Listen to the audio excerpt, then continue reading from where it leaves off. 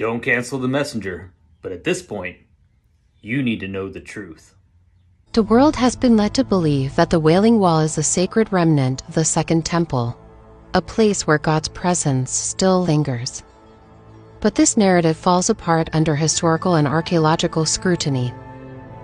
The structure commonly revered today is, in truth, a surviving wall of the Roman military compound known as Fort Antonia, not the Holy Temple.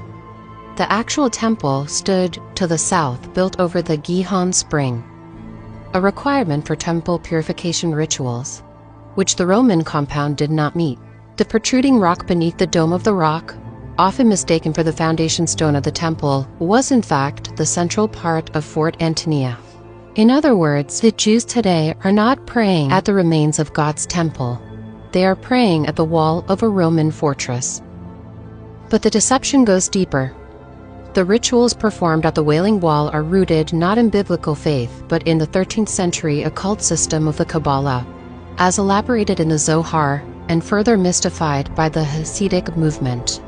The supposed divine presence they seek at the wall is not the God of Abraham, Isaac, and Jacob. It is the Shekhinah, a feminine emanation in Jewish mysticism. She is described in erotic, intimate terms, often as a divine consort, with whom spiritual union is sought through the act of prayer, a practice called kavana, where physical movement, like the back and forth thrusting you see, mirrors an esoteric sexual ritual intended to unite the Shekhinah with the Ein Sof, the infinite masculine force of their God concept. This is not worship, it's a metaphysical sex act disguised as devotion. It is an inversion of divine truth, rooted in mysticism that Scripture calls an abomination. And this is where it collides with our politics.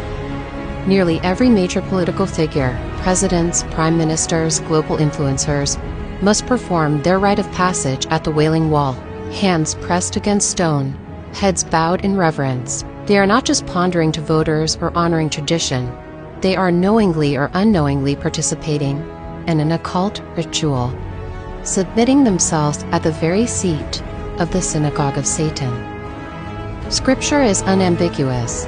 In Acts 17:24, it says, God does not dwell in temples made with hands. Much less would he dwell in a Roman fortress surrounded by rituals that glorify a false god and mystical union.